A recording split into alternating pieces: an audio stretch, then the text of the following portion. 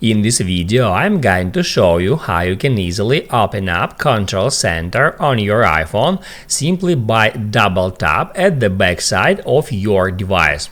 Just like that.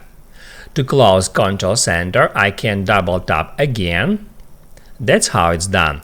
Now let me show you how you can easily turn on the same feature.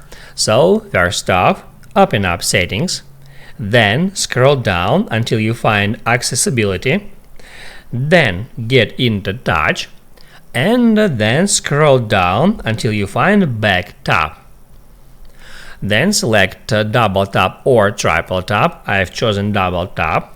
And that's where you can easily find Control Center. By default it is set to none, obviously, but you can select Control Center or any other feature from that big list.